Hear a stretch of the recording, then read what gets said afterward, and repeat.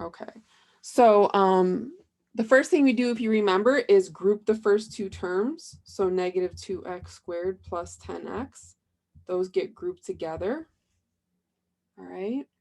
And then we have to do what? What's next? Isn't it like you take b and then you divide it by 2 or something like that? Close. That's Would you the take out the very, -2? I got to factor out that negative 2. So we're going to factor out negative 2 first. So that's going to be x squared minus 5x. Okay, now, Jamil, we're going to do that. Now, this middle term, this negative 5, is not easy to divide by 2. It doesn't divide evenly, but that's okay. Just leave it as a fraction. And when we square it, you get 25 over 4. Okay, so negative 5 times negative 5, 2 times 2. So that means inside here, I'm going to add 25 fourths and subtract 25 fourths. Okay. All right. Now what? Now you have to combine the -7 and the minus 25 over 4. Okay, so I'm going to kick out negative 25 fourths, but you have to be careful.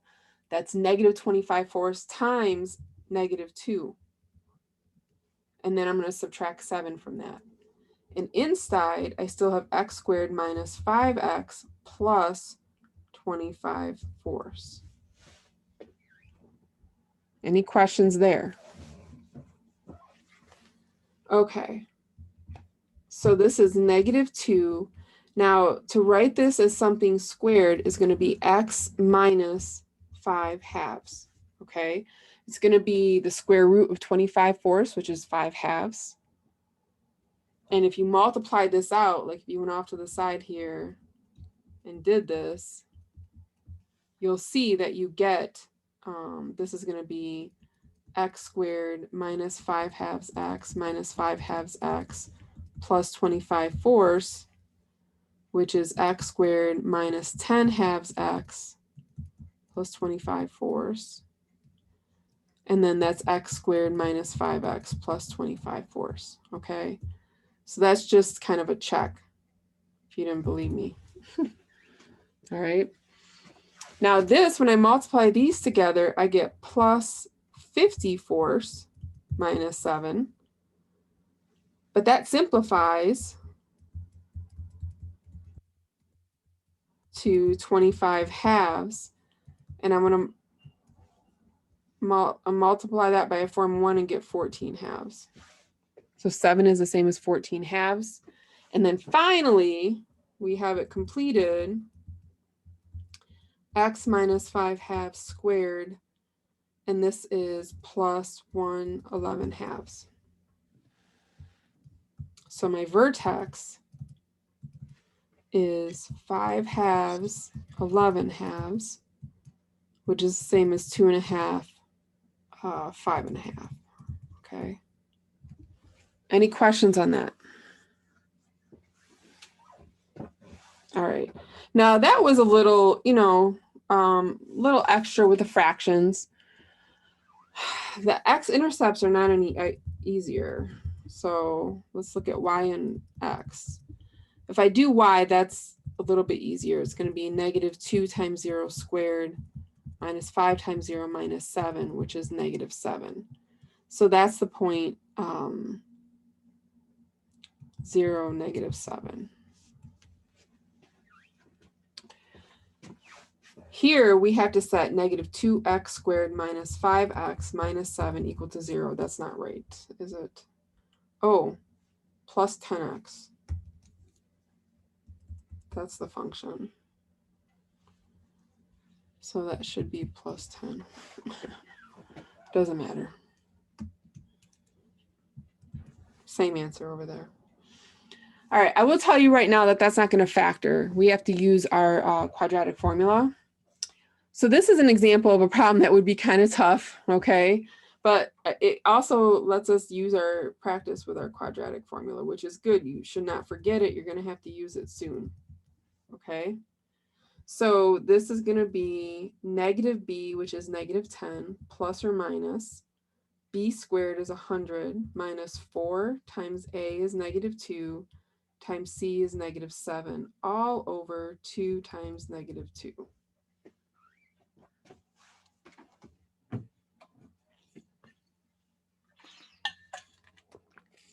Okay.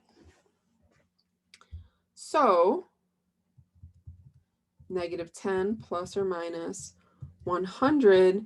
This is going to be minus because it's negative, negative, negative. And then 4 times 2 is 8. 8 times 7 is 56. All over negative 4.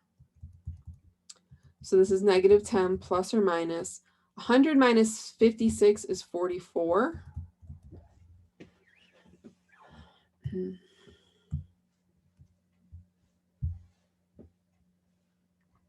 Okay. So this is negative 10 plus or minus. Now, how do I simplify square root of 44? Does anybody know what it is? 4 times 11. Yeah, 44 is 4 times 11. So I have a perfect root in there.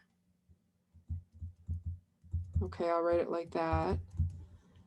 And then this is negative 10 plus or minus 2 root 11 over negative 4. And then there's just one last thing. It's going to simplify by 2. So this is 2 times negative 5 plus or minus square root of 11 all over 2 times negative 2. So this is negative 5 plus or minus square root of 11 over negative 2. Okay. Now, I'm going to just look at the graph real quick. So my y-intercept is down here, 4, 5, 6, 7. My vertex is 2.5, 5.5. So here's 1, 2, 3. And then 1, 2, 3, 4, 5, 6.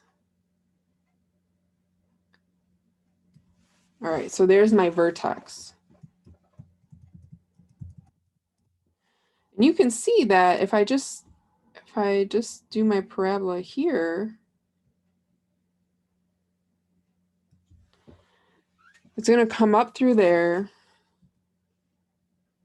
In the middle, be another half, probably like that.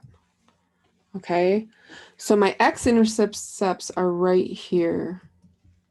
Now, how do I label them? This is a little tricky, but you can figure this out. So negative 5 plus root 11 over negative 2, and negative 5 minus root 11 over negative 2. Root 11 is about 3.1, 3.2. So this is negative 5 plus 3.2 divided by negative 2, which is about negative 1.8 divided by negative 2, which is going to be just slightly less than 1.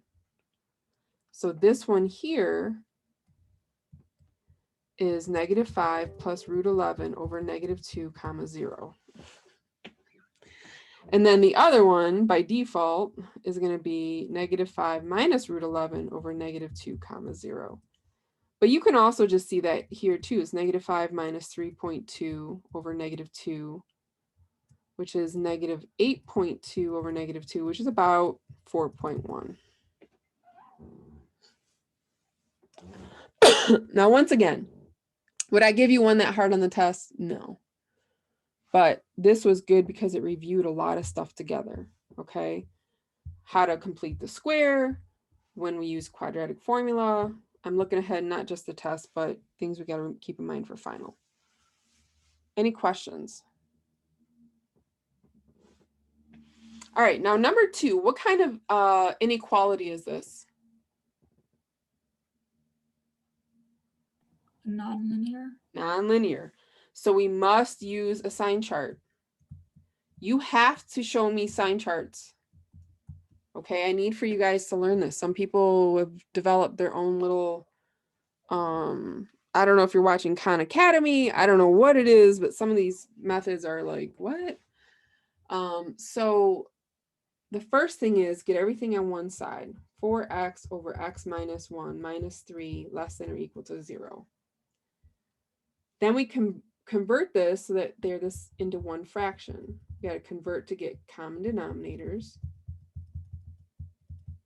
Okay. So this is 4x minus 3 times x minus 1 all over x minus 1.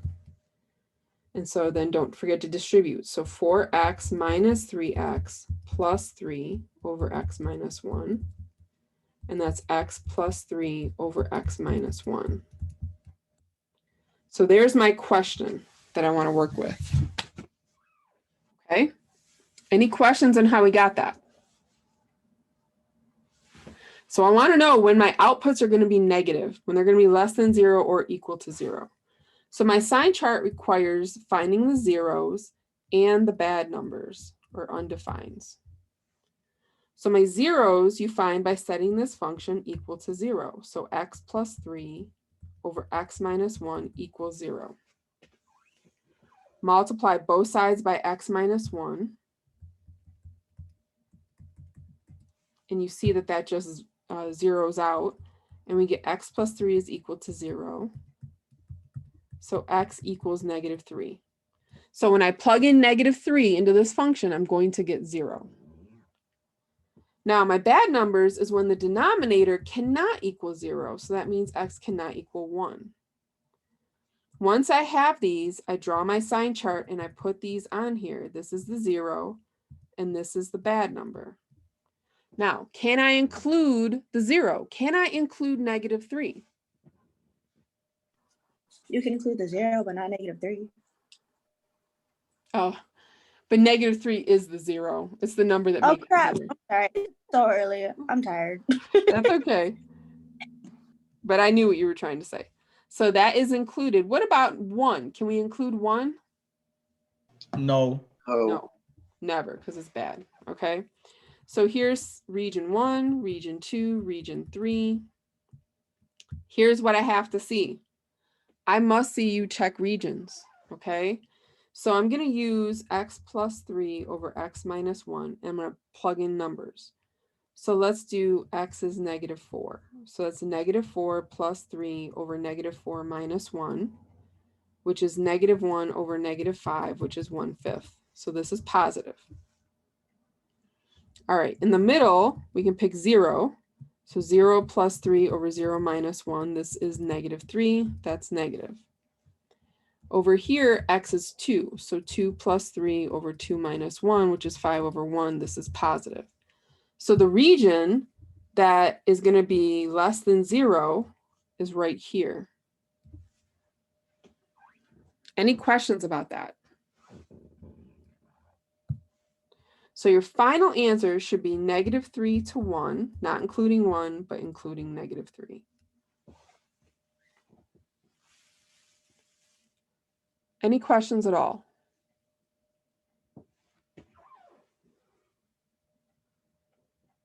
Okay.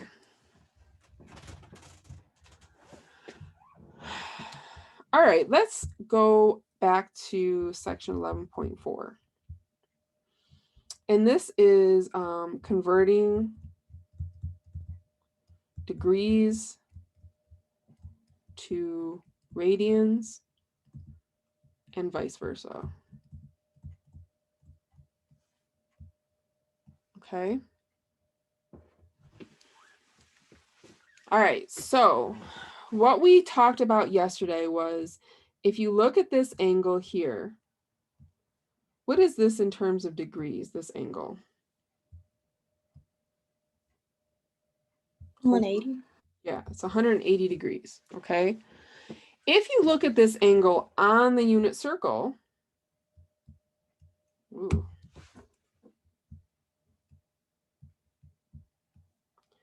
this angle here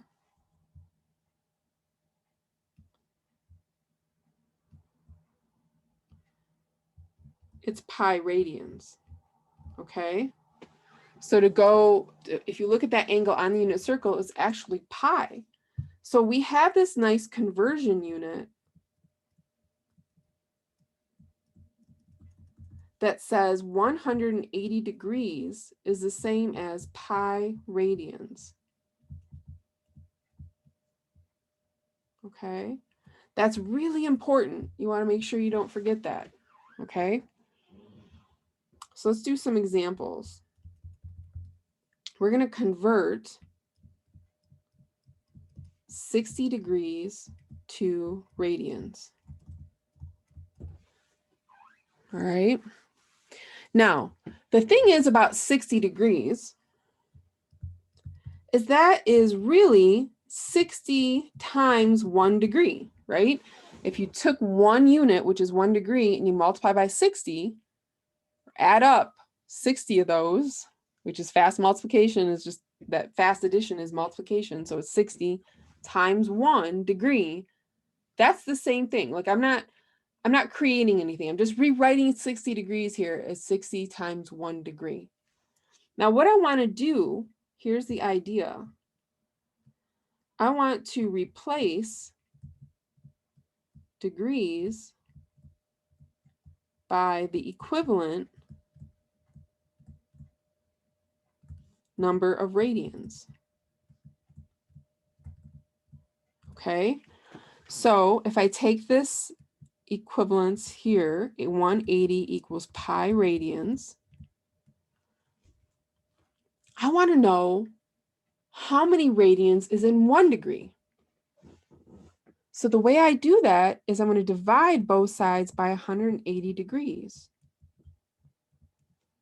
So that means this right here now becomes 1. So 1 degree is the same as pi over 180 radians.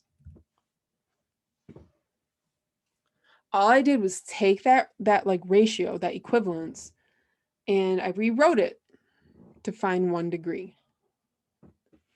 Now, we're going to go back here and do 60 times, instead of that 1 degree, I'm going to put pi over 180 radians. So this is 60 pi over 180 radians.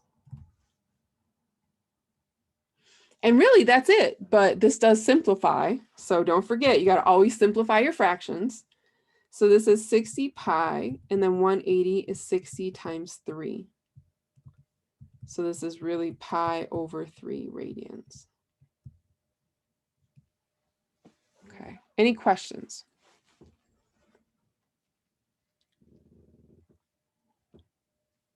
All right, let's do another one. Example 2. Convert 2 radians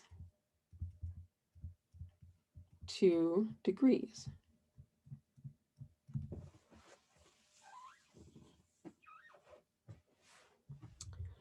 So I'm going to do the same process. 2 radians is the same as 2 times 1 radian.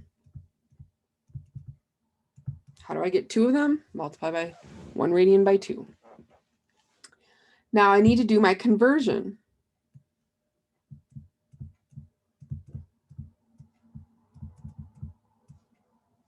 Okay, so 180 degrees is pi radians. Now, after you do this so many times, you might be able to actually memorize this, and that's fine. But if you ever doubt yourself, you just go back to the standard 180 equals pi radians. How do I get 1 radian? Well, I would divide both sides by pi. Okay, so 1 radian, because this now is 1, is 180 degrees over pi. Okay, so this is 2 times 180 degrees over pi. I replace the radian with that ratio. 2 multiply straight across and you get 360 degrees over pi.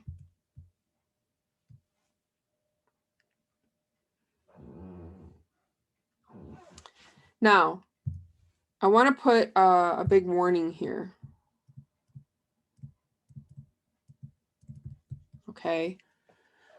Sometimes students think that radians means pi is part of your number.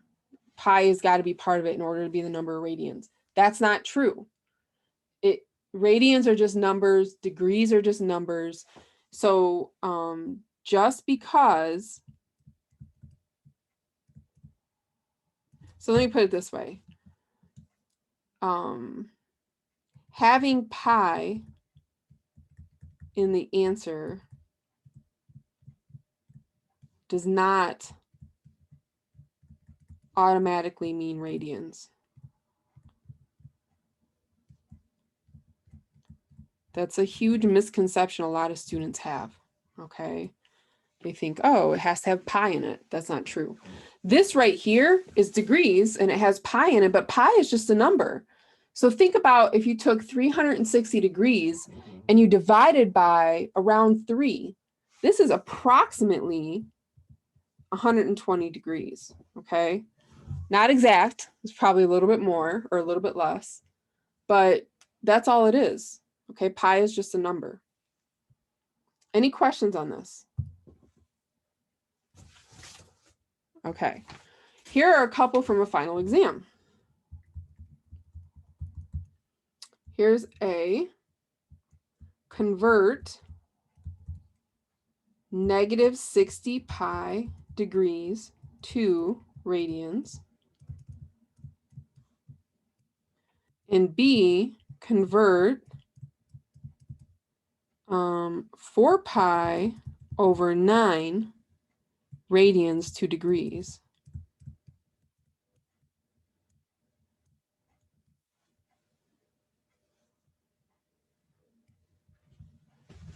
Okay. So let's start on the left here. Do you guys want a chance to do these yourself? Yeah, let's do that. Let me pause for a minute and give you guys a chance to try these. You saw what we just did. See if you can get it. Okay. Boy, is this negative 60 pi degrees? Yes, that's right. Negative 60 pi. Remember, pi is just a number. It can be part of the degrees.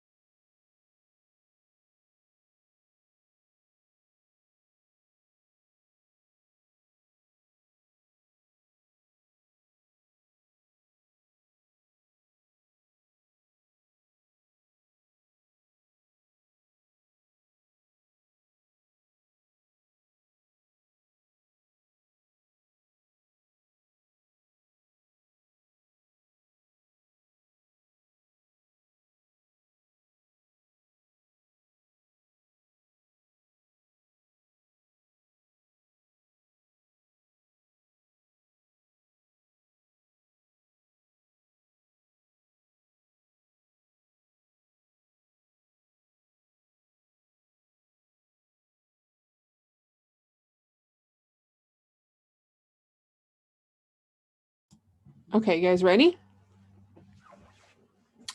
So first, negative 60 pi degrees is negative 60 pi times 1 degree. So to get 1 degree, I'm going to take 180 equals pi radians, divide by 180. And so 1 degree is the same as pi over 180 radians. So let's replace that here. So you get negative 60 pi times pi over 180 radians. Okay. Well, we got to multiply straight across. So this is negative 60 pi times pi over 1 times 180. Okay, that's basically negative 60 pi over 1, right? So this is negative 60 pi squared. Pi times pi is pi squared over 180. And now you have to simplify, okay? So this is negative 60 times pi squared. And 180 is 60 times 3. So you end up with negative pi squared over 3.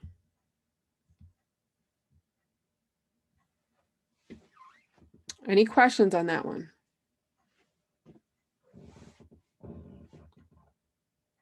It's not pi over 3, it's pi squared over 3. So this is actually, and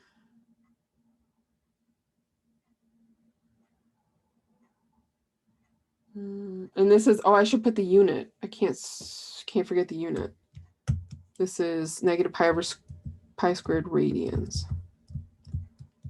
That is important. Okay.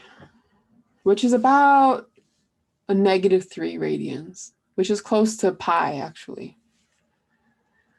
But that's, you don't need to know all that. All right, on this side, 4 pi over 9 times, all right, now I got to do my conversion. Up here, I'm going to divide by pi to get 1 radian. So 180 over pi equals 1 radian.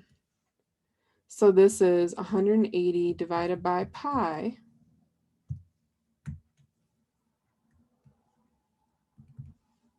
And so we have 4 times pi. Now 180, by the way, is 9 times 20. Okay, because 9 times 2 is 18. So 9 times 20 is 180. And this is 9 times pi. And you can see that there are forms of 1 here. So this is 1, this is 1. And we end up with 80 degrees.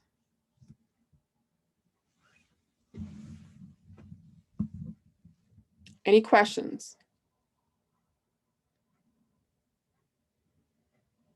All right, so give me some kind of sign how you guys are feeling about this. If you feel okay with what we just did, how about give me a thumbs up? If you're still kind of lost, I need to see like an oh no or something. Okay. A couple people aren't sure. But a few thumbs up. Now I don't know what that means. Everyone else must be asleep.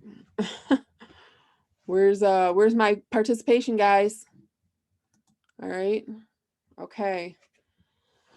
All right, let's we're going to go on to 11.5. So you should get some of these to do in workshop today too, by the way.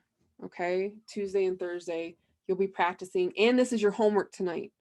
It's on your homework. And what I will do is, I think I have an answer key for the odds.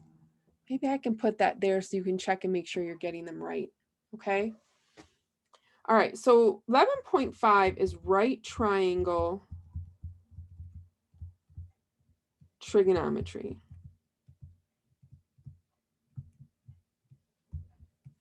Okay.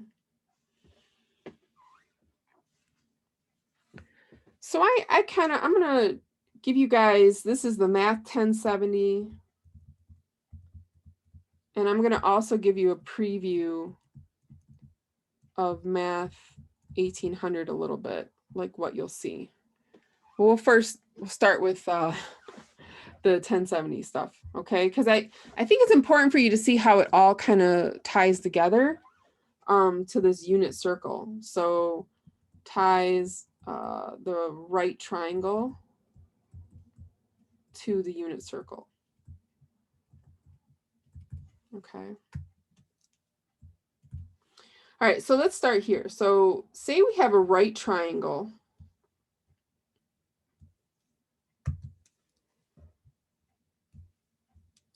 Okay, which just means that's a 90-degree angle, right?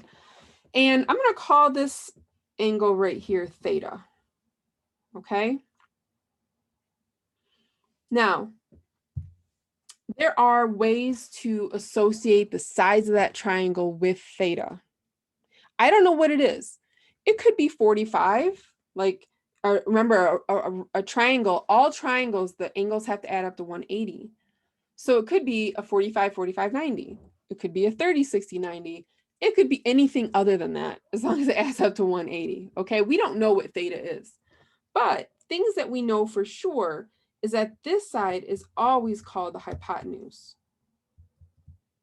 How do we know this side is the hypotenuse? What's the... It's across from the right angle. That's right. In a right triangle, that long side across from the right angle is always the hypotenuse. Okay. Now, the other two sides depend on where the other angle is at. Which side is going to be opposite theta? Well, if I start at theta and I start walking across my triangle, this is the opposite side. Okay. And the side that shares theta, anybody know what that's called? Adjacent.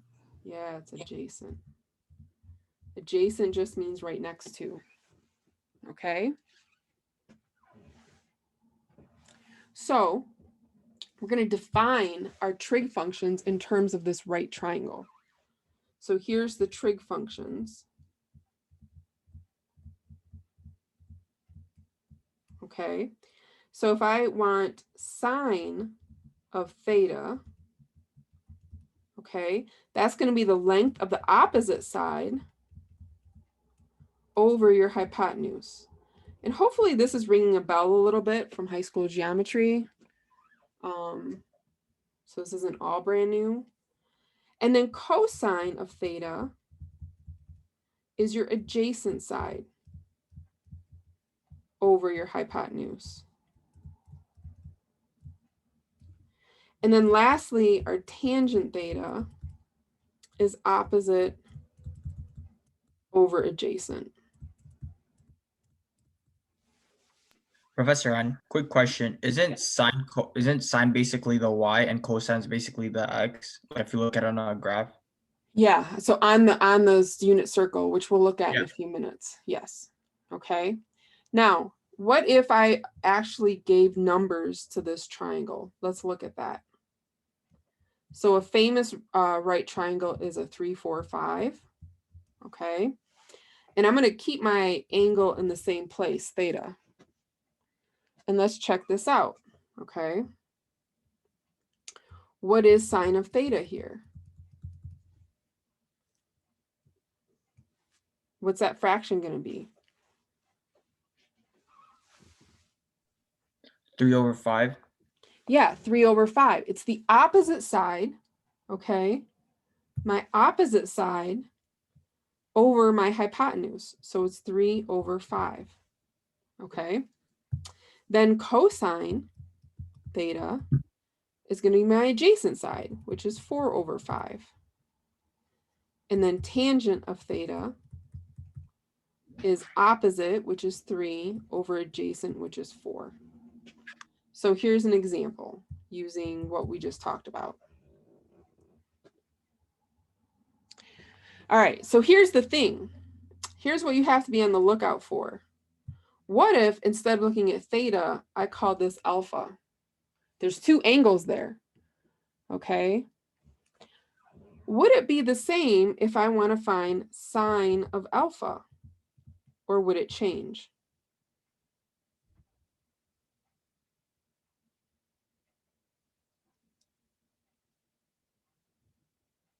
Oh yeah, I should bring that up. Thank you, Jasmine. What side is opposite alpha now? The side length of 4. Yeah, the one with a 4, okay? You see how once you change angles, whose opposite changes with it, okay? So my opposite side now is 4, so my sine of alpha is 4/5. So it really depends where your angle's at as to who gets to be opposite from it and who gets to be adjacent, and that's important, okay? Just to finish this out, if I want cosine of alpha, Now that side that's adjacent is over here. So it's 3 over 5. And my tangent of alpha is going to be 4 over 3.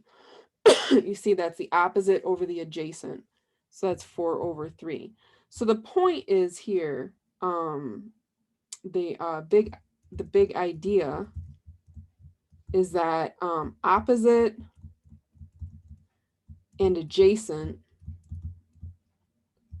are determined by the angle you are using in the triangle, in the right triangle.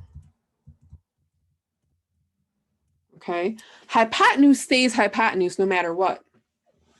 But opposite and adjacent are going to change based upon that. And actually, I'm going to put another example over here. I'll come back to this in a minute here. Let's do an example like this.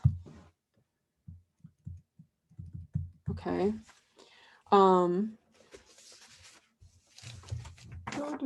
Yeah.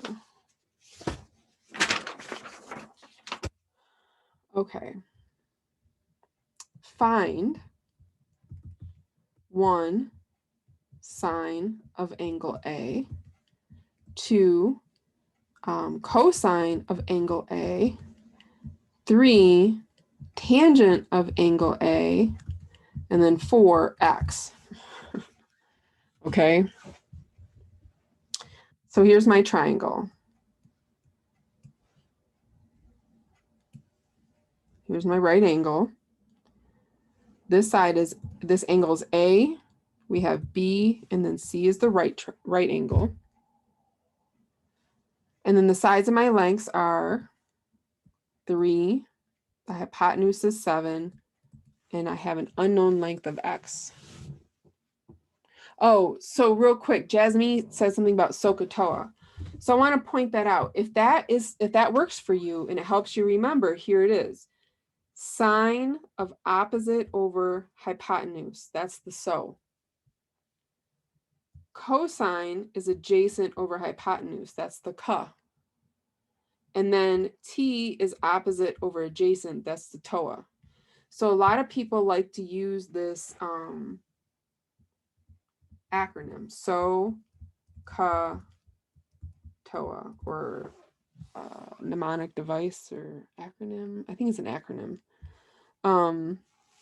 If that helps you remember it, okay, cool. Gives you the order. That works. Okay. So let's go back to this problem. Sine of A. That's this angle here. Okay, so sine is opposite over hypotenuse. So how about Joseph? I don't ever hear from Joseph. What would you say that ratio is?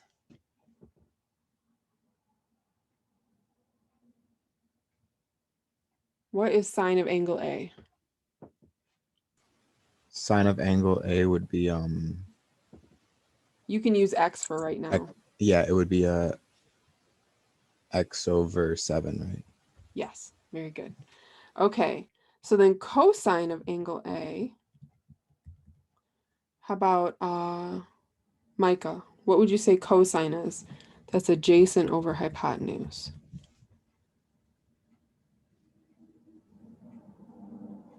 The cosine of angle A would be the adjacent over hypotenuse. So would it be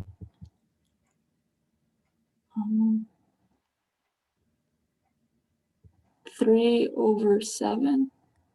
Very good. Okay, good. All right, and tangent of angle A. How about Michael? What would you say tangent is? Remember, that's opposite over adjacent.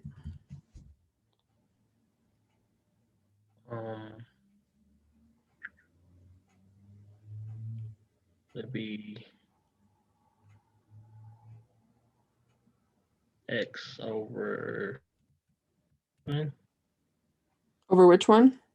7. It's adjacent. Okay, 7 is the hypotenuse. Oh, okay. X over 3. Yes. Okay. So right, it's gonna be this one over this one. It's the two shorter sides. Okay. Okay, now here's the thing. We still have to find x. We can't just, and even if it doesn't say find x, if you can, you need to find it. You can't just say, oh, okay, I did it. Since we have a right triangle, what can we use to find x? The Pythagorean theorem. That's right. So I can take one side, which is 3 squared, add to it the other side, which is x squared, and that's equal to 7 squared. So this is 9 plus x squared equals 49. Subtract 9 and x squared equals 40. Okay?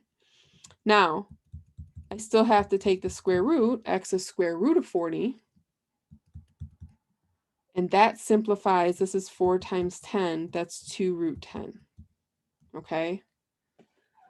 We have to go back and now put that in. So this is really 2 root 10 over 7. This one is fine. And then this is 2 root 10 over 3. So those are all our answers. Any questions there? Okay. Now just for a minute, I'm gonna talk about, show you on the unit circle here. So say you have your unit circle.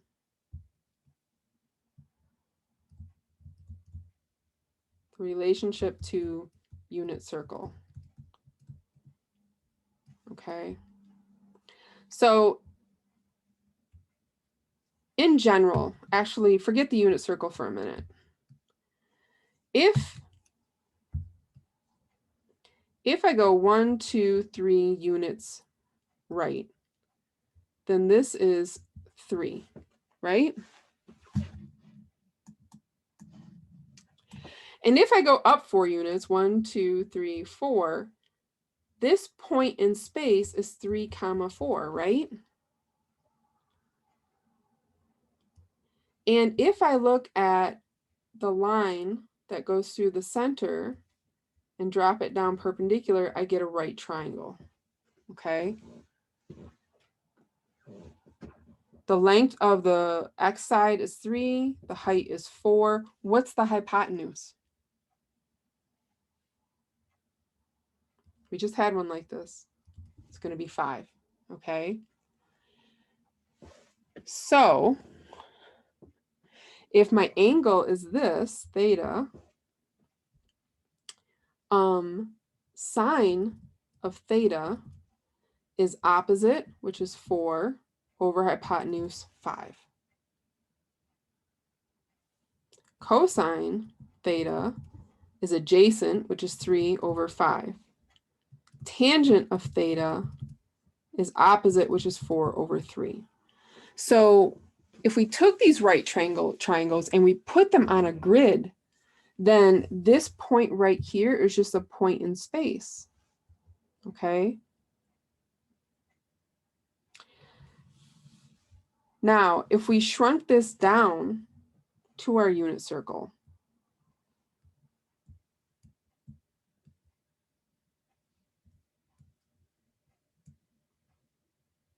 oops. That means the radius has to be 1, because what makes a unit circle? The radius is 1. Okay. And now my points here, I would take, I would divide them all by 5. So this side would now be 4/5 in height, and this side would be 3/5. And so I'm going to stop there because to go into more explanation would take a long time. And that's not even a famous angle. Like this theta is just an angle here, but it's not famous on the unit circle. And actually, I would want to focus more on the famous ones. So anyways, in 1800, you guys will do more of that anyways. All right, I have office hours in 10 minutes if you want to come. I can only be on until 1 o'clock though. At 1 o'clock, I have to go. I have an appointment. So I will see you guys tomorrow. And then Christopher, I'll see you in a minute. Okay. Bye, everybody.